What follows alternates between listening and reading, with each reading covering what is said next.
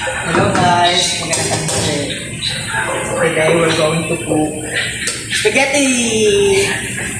Niluto na natin yung pasta. Tapos, ang niluto na natin is sauce. With the ground beef. Yung main sahog. Ayan, pinigisa na natin yung bawang and tawag onion. Onion? Sibuyas. Sa butter. Ayan. Pakita mo dito. Ayan. Butter yan ha. Yung butter namin is dairy cream, so mamahalin. Tapos, ito yung ground beef.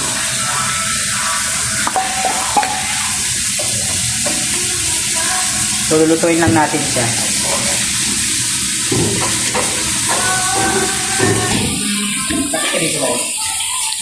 Timplahan na natin siya ng magic syrup for the food poisoning. Uy. Pinama na natin siya. Luhit lang. Baka masunog yung bawang sa sibuyas. Then, timplahan na siya ng magic syrup. And then, timplahan ko siya ng pepper powder. Yan. At mga isang kutsara. Dami na pala. Ano ba ba? Mayan tayo ng sisla. Lagyan mo natin yung sauce. Yung sauce na gagamitin natin is social siya kasi royal. Pang royal family ganyan. Lalagyan na natin siya. Sauce, nilahat na natin yung 500 grams.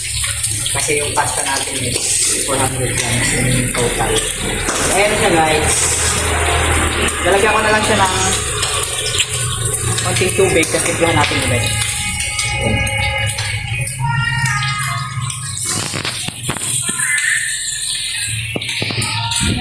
Para dumami yung sumaw natin, saka hindi siya medyo sticky.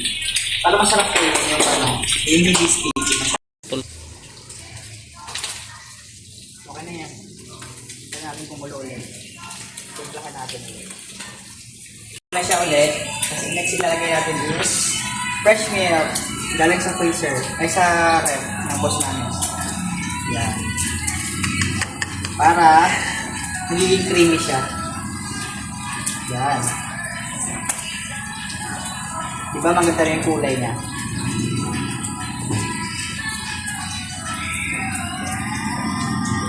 Yeah, perfect.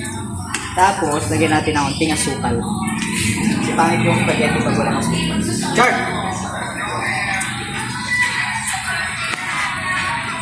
Wala naman, makapiret ako.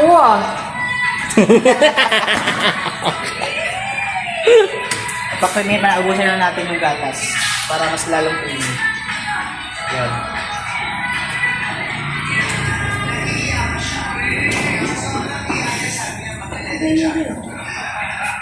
Ayan, perfect na ng kulay niya. Perfect na ng kulay.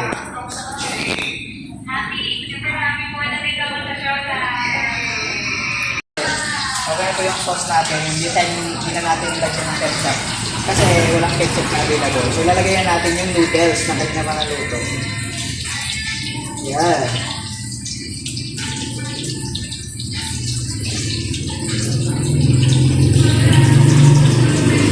Ito na yata ubusin kasi sobrang dami ng noodles.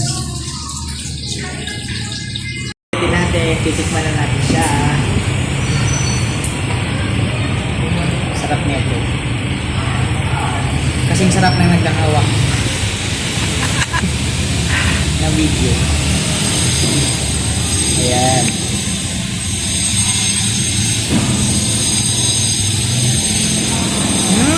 Kalapit ba? Tapusin mo na. Sarap dahil. So, see you in our next video. Thank you.